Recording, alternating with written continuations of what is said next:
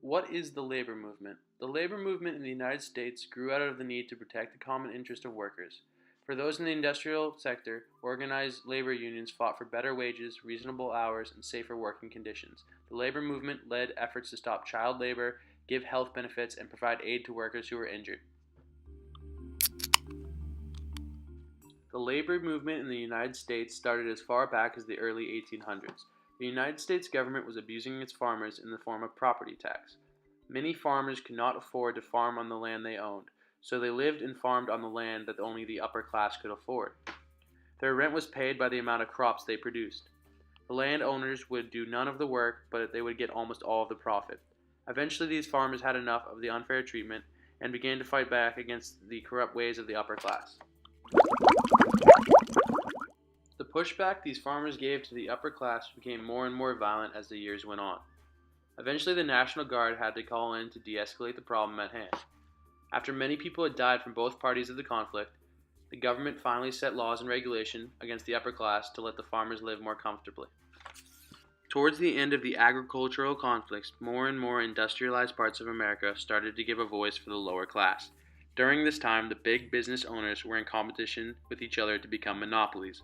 This led to terrible working conditions with long hours for the lower class. The battles to become monopolies became so intense that men like Frederick W. Taylor thrived while small businesses were few and far between. It was called Taylorism. Mr. Taylor made a system to where he found out exactly how long each employee could work and how proficient he or she could be. If you were not able to keep up with these deadlines, you were either fired or you would die of exhaustion. These conditions became so bad and had so little government interference that there were little to no restrictions in the work environment. Many women and children were working very long hours in these factories. A very famous example of this horrific working experience is the Triangle Shirtwaist Fire. 123 women and 23 men died in this fire. This could all have been avoided if America wasn't caught up in being so greedy and instead focused on regulation. The capitalistic focus upon the economy made for huge problems within the American people during this time. The rich continued to thrive while the poor suffered in hard working conditions. At this time, the average working class of America began to fight back. Patriots who stood up to big business leaders of America at the time were known as muckrakers. Muckrakers investigated the monopolies and made all the terrible things they were doing public. One of the most important muckrakers at this time was a man named Upton Sinclair. Upton Sinclair is most famously known for writing a book called The Jungle. In this book, he describes how meat factories at the time had little to no regulations on how they handled their meat. This led to many Americans becoming sick. With so many Americans living on the streets or living in buildings with no health codes, this sickness spread rapidly. All of this could have been avoided if the government stepped in before the outbreak. After the release of his book, the government created the Meat Inspection Act of 1906 to ensure laws and regulations were policed within the meat factories. This law also determined that there were labels on all counter drugs so that people would have a better understanding of what they were consuming.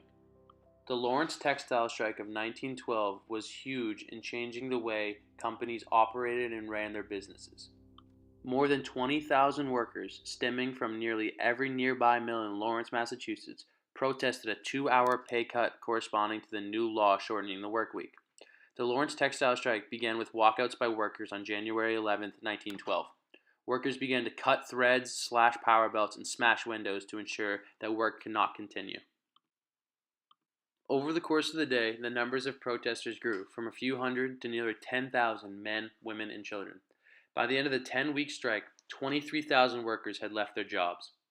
The Lawrence textile strike of 1912 was extremely crucial in changing and forming laws that we still use today.